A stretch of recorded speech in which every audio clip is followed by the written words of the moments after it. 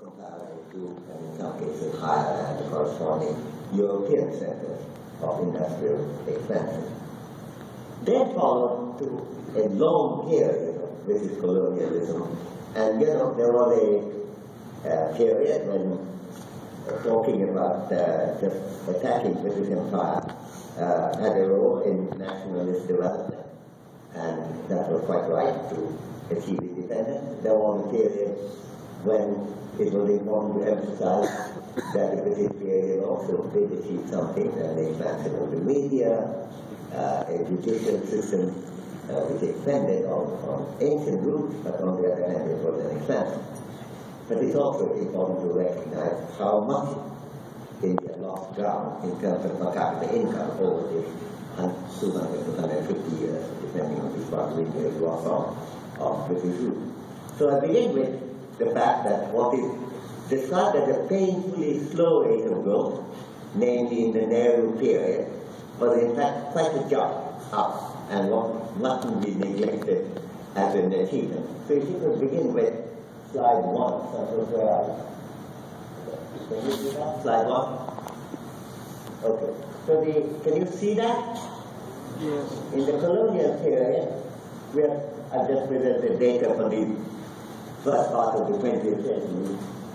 The total growth was 0.9% a year. Population growth was quite low, mainly because the mortality rate was so high. India's life expectancy was below 30.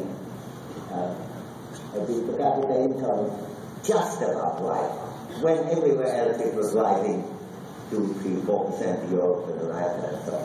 And over time, as Haldane made us understand, a compound interest rate could have dramatic effects. He talked about, of course, survival of species, and the same thing applies about the economy. So that is a period, certainly, of a defense to say that you can't dismiss it as the Hindu rate of growth. But the fact is that that period, the first period, 1950, 60, 70, 3.7, 3.4, 3.4, not much to write home about, but enormously more than less than 1% previously. Turning point. Then comes the next turning point in the 1980s, and then solidified by the economic reform of the 1990s, and then of course by the first decade of the 21st century, average of 7.60, but 3 or 4 of these years, India's growth rate is about 9%, and India establishes itself solidly as the second fastest growing economy in the world, large economy in the world. And that, of course, is changing the pattern of income quite substantially. So I think the second thing we should look at is GDP per capita. If you look at India, you can see how much of a bigger rise it is. India goes from 1.56 to 3 billion to 3. Pakistan grows, but was richer than India in the 1990s, but is poor, considerably poorer than India by the end of the first decade, 2011. Bangladesh also grows quite fast. That gender thing also affects growth rate, but it doesn't achieve the kind of high growth that India did. India was proceeding in the way that Brazil had done earlier, namely draw on whatever resources you have, don't worry about public expenditure very much, and expand. And that has produced good results for a long time until you start looking up, because there are trained school people for a while. But after a while, you have difficulty getting properly trained labor force and properly healthy labor force too. So you need these things, and to a great extent, I think that has became a bottleneck in Brazil, also a bottleneck in India. There are many other reasons actually.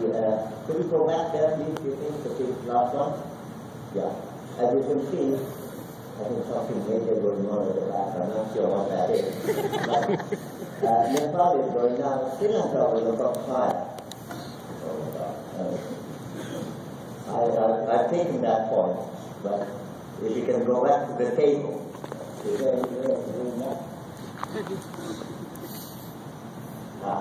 no, that's not. Okay, good.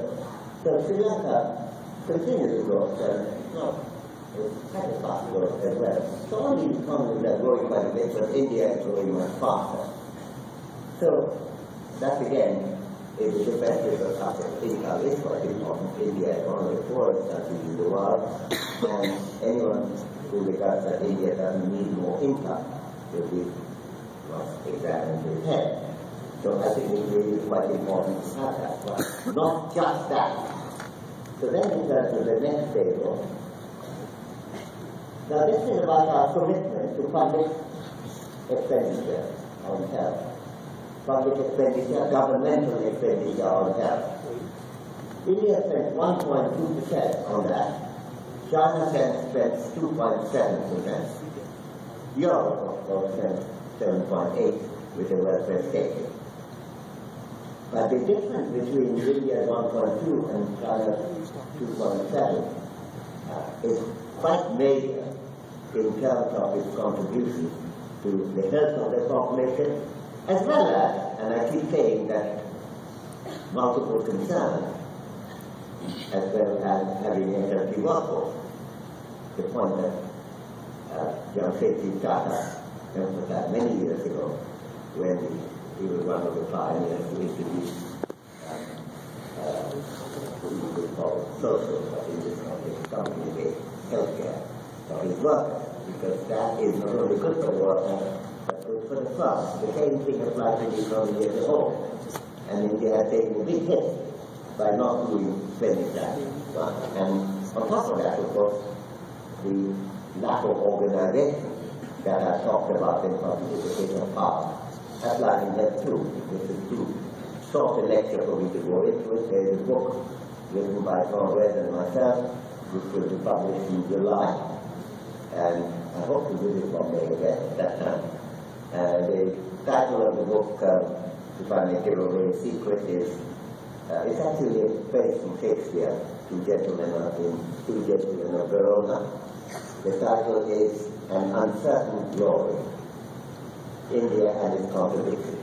So there we discuss the health sector. Long chapter on that. Now let's move on. Now we're looking at some of the results I believe if I can get that. Gain in life expectancy. Now you can see that India's life expectancy has gone up, 58 to 65 between that period. China 68 to 73. Bear in mind that there are two things happening. One, they are already at a much higher level of life expectancy and they're paying the lead. But of course the 1990s was part of their subsistence of the state in public health care. And therefore they were not. They're now at 2.7, at that time it was much lower. And they corrected it only in the first decade of the 20th century. So the result that you see, to a great extent, complicated in the last decade. Now, you see Bangladesh, the jump. It had 54, it was really 58, now 60.